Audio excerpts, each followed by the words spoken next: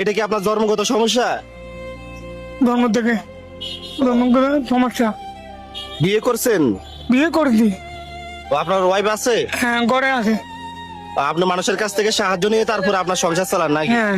দেখেন আমরা ওনার থেকে কত সুস্থ, তারপর আমরা অনেকে আছি শুকরিয়া আদায় করি না। আর ওনার জীবন হাঁটতে পারে না, আমি হাত ভাঙা, কি অনেক একটা অবস্থা। অনেক করতে পারি।